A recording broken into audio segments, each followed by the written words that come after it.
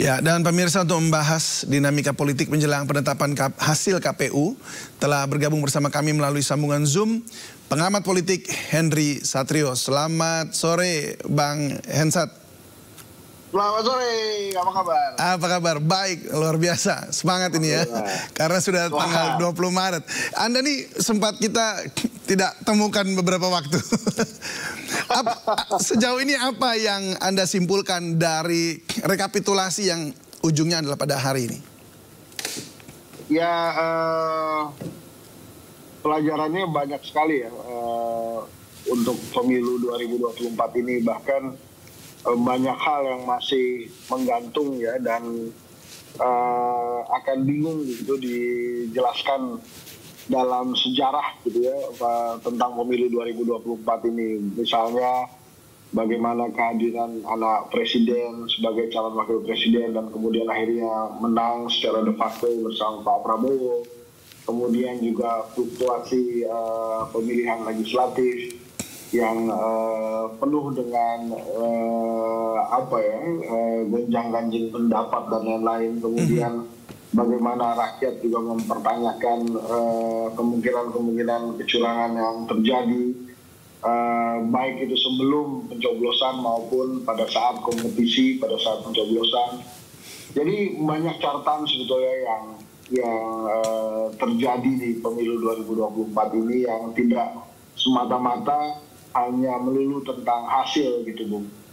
Nah, kalau hasil ini kan ya tinggal diumumkan oleh KPU, dan secara mekanisme kita sudah punya caranya untuk mempertanyakan itu, walaupun ada cara formal yang artinya cara-cara yang diatur dalam undang-undang, maupun ada cara-cara rakyat ya yang artinya sebagai pemilik sah negeri ini, namanya pemilik ya boleh saja bertanya dengan cara mereka ya yang sesuai dengan undang-undang. Jadi artinya tidak melulu tentang MK atau hak angket, tapi juga mereka bisa bertanya seperti yang kita lihat di layar kaca hari ini, bagaimana rakyat yang bertanya sebagai pemilik sah itu berkumpul di depan gedung KPU untuk mempertanyakan apakah hasil rekapitulasi yang akan diumumkan nanti adalah cukup sahih untuk diakui sebagai sebuah hasil pemilu, atau banyak lagi pertanyaan-pertanyaan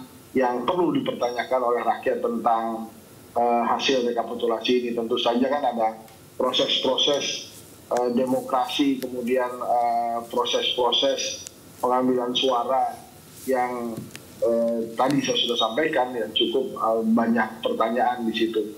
Jadi sebagai sebuah proses pemilihan umum ini memang layak juga disebut sebagai pemilihan umum yang terburuk di Indonesia, walaupun secara de facto kita sudah menemukan atau memiliki pemenang-pemenangnya ya, minimal versi hitung cepat. Jadi keprihatinan ini sudah banyak disuarakan oleh rakyat ya.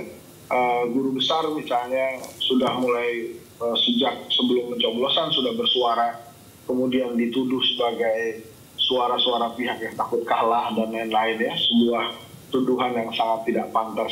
Bahkan Profesor Kuncoro dari Universitas Gadjah Mada itu sempat menyampaikan bahwa sangat kecewa sekali bahwa keresahan guru besar hanya sebatas dianggap sebagai hak demokrasi, tapi bukanlah sebagai masukan penting bagi tata negara Indonesia.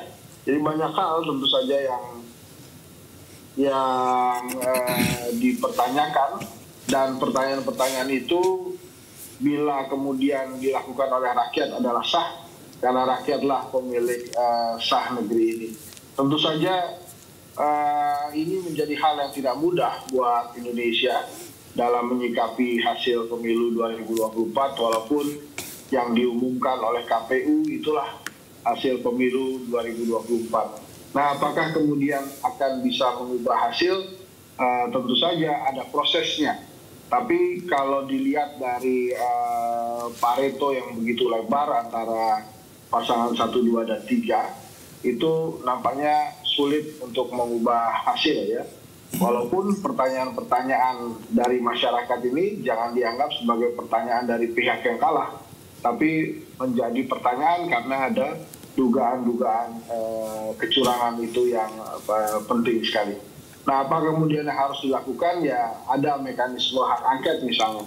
Hak angket tentu saja tidak bisa mengubah hasil pemilu, tapi dia bisa membuat pemilu ulang karena dianggap atau diputuskan pemilunya curang, sehingga perlu dilakukan pemilu yang baru. Itu bila hak angket dilakukan, maka bisa rekomendasinya hal-hal seperti yang tadi saya sampaikan.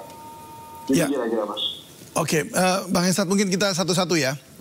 Jadi kalau tadi Anda juga sampaikan mengenai suara atau rakyat yang ingin melihat suaranya ini dipertanggungjawabkan oleh pemerintah. Nah, tapi yang terjadi saat ini kalau demo kita lihat itu aksinya ada dua kubu di situ.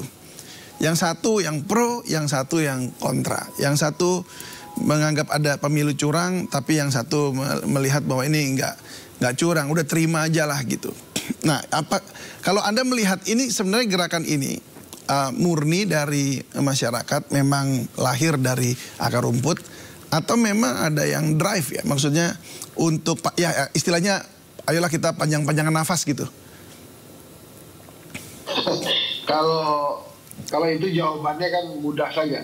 Bila kita menggunakan akal sehat, buat apa berdemo, bertanya gitu ya, untuk hal-hal yang sesuai dengan apa yang diinginkan gitu. Jadi kalau ada demo untuk menerima hasil pemilu, pertanyaan tadi mudah dijawabnya, apakah itu di drive ataupun dari rakyat gitu kan.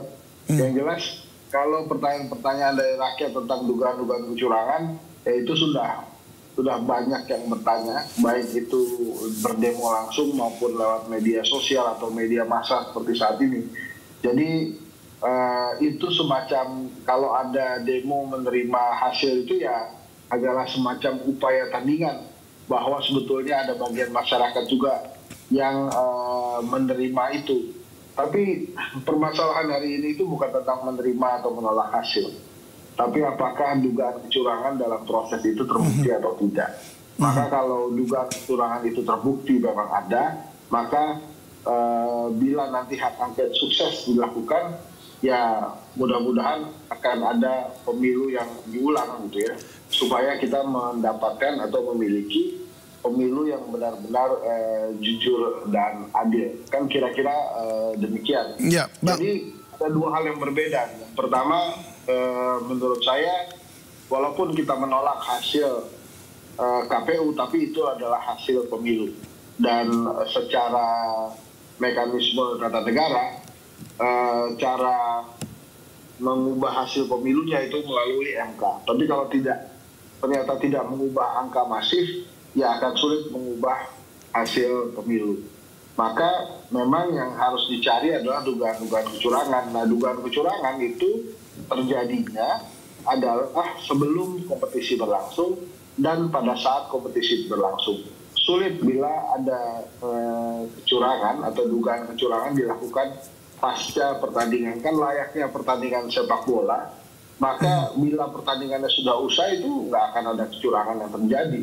Justru kecurangan itu terjadi pada saat sebelum pertandingan sepak bola atau pada saat pertandingan sepak bola. Sebelum pertandingan sepak bola ya ada match fixing misalnya, pengaturan hasil pertandingan.